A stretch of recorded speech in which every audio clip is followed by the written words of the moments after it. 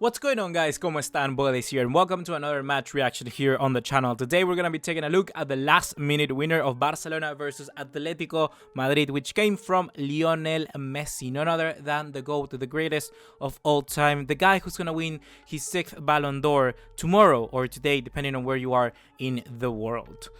So I already know that you are going to be praising Lionel Messi from the start for his just impeccable, immaculate performance, but I'm going to be starting off with someone else. So moving into the headlines that I have written after this game, I want to start talking about the missing link in our midfield, which is Arthur Melo. Where has Arthur been in these past 2 games? Because today he demonstrated once again that he needs to be a part of that 3-man midfield of Barcelona.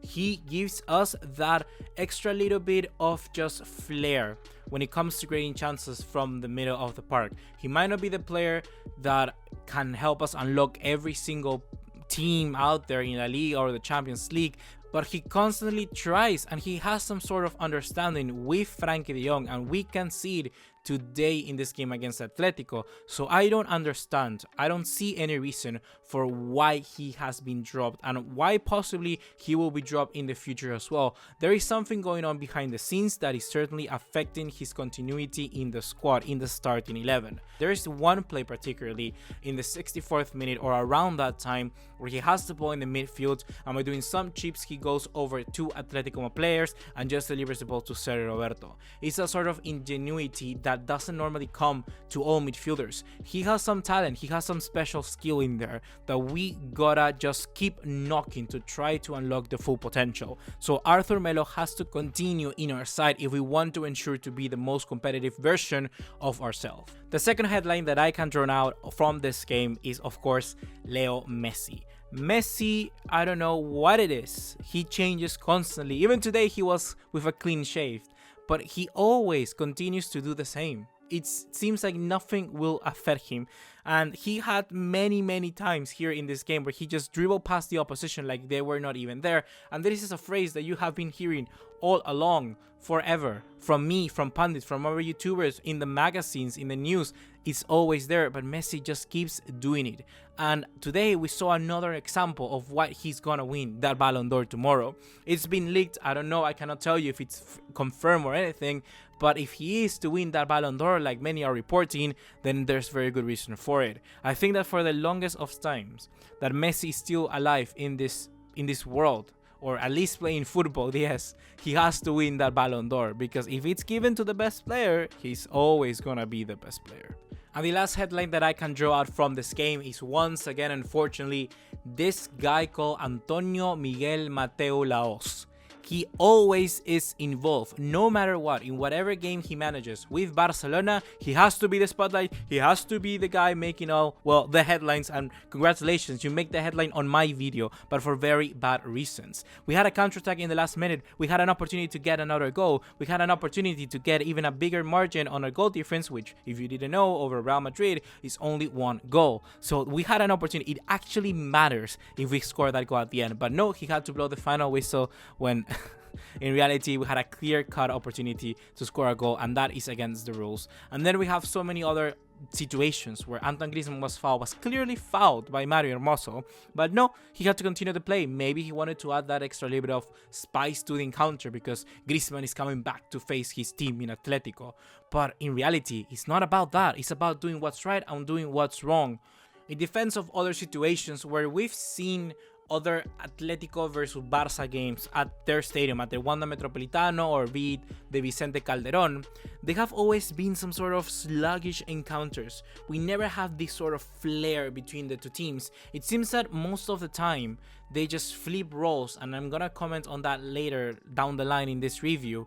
But there are always 1-1 draws, there's a narrow win like we did today, and actually from a fact, the last manager to beat us from Atletico has been Quique Sanchez Flores. Since then, Atletico haven't beat us at all in La Liga. In the Champions League, they have, but not in La Liga. So I could see Mateo Laos trying to get the aggressive nature of these both 2 teams when they clash against each other, and he wanted to kind of bring that out of both teams. And yes, in a way, it allowed us to see a much more compelling game because we had back and forth occasions. We saw a game where Barcelona had less shots than Atletico in 13 versus 17 for los Colchoneros. So yes, we saw a game that was a little more intense, was a little perhaps better to watch.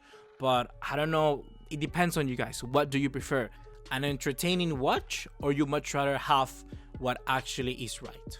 But well, now when it comes to breaking down this game, I gotta say that for me, Barcelona actually got the tactics wrong. It's gonna sound really wrong, and it may seem that I'm a douchebag, but I'm not trying to be. But I think that Barcelona gave Atletico Madrid, or at least this version that is not as good and it's really lacking the ability to score goals, too much respect. I think that Ernesto Valverde playing that, what is on paper, a 4-4-2, pushing Griezmann so further to the left-hand side, just really wide, and doing a constant tracking work of Angel Correa left us a little bit too unimaginative when it comes to creating chances through the middle. It wasn't until around the 20th minute where Barcelona really got one first chance on goal, while Atletico Madrid already had 3, and trying to give credit to Atletico here, 2 of them coming from Mario Hermoso, their center back. If they get constant chances from what is set pieces, and then they manage to capitalize on them, which this version of Atletico Madrid are not really the best at doing, then we are left with a Barcelona that just read the game entirely wrong. For the first half of this match, most of the time it was Atletico doing the high pressing and trying to win the ball further up the field. Whenever Barcelona had it, fair game. They put all of their players in their own half and they defend how they used to. But for the entirety of the game, or most of it, it was us doing the defensive work. We had 33 clearances compared to just 14 of Atletico Madrid. We had 17 tackles compared to only 12 from them. It was us doing the team doing the defending and not really them. And I cannot really understand it because we also had 66% possession. The point of having possession, the point of playing this style of football is because we defend by keeping the ball. It's getting to a point where the performances don't even validate the style of football that we play, and that is why I'm getting a little bit worried. The Wanda Metropolitano is a very hard place to go to. Atletico Madrid are a very hard team to face. So I'm just gonna leave it at that. I don't wanna go too much in depth because in hindsight, I do think that we looked at a much improved team against Borussia Dortmund. And I also know that Atletico Madrid most of the time and the matches that we have against them results in some sort of anomaly because they're just simply a very difficult pill to swallow. So I'm gonna leave the performance discussion at that, but when it comes to the players, I got some few kind of names that I want to mention. The very first of those is Marc-André ter Stegen, colossal, tremendous, the best goalkeeper in the world, and I cannot believe that he will not win that Ballon d'Or for the goalkeeper come tomorrow, that Yashin Award, the new Ballon d'Or for goalkeepers. If Alisson wins it, fair play. He won the Champions League, he got really close to winning the Premier League. But ter Stegen, my goodness, this guy has to be the best goalkeeper, even many times where he has to win us the game. And here he basically won us the game alongside Messi. Because he hasn't made those 2 crucial saves in the first half, Barcelona wouldn't have been able to continue in the front foot. It was particularly a bullet header from Morata. So ter Stegen, my goodness, you are my man of the match. So to wrap it all up, I gotta say guys that this victory is good to keep us on the trail of what is a 2-horse race. We got Real Madrid on one side that got a good victory against Deportivo Alavés, and then us getting this victory against Atletico Madrid.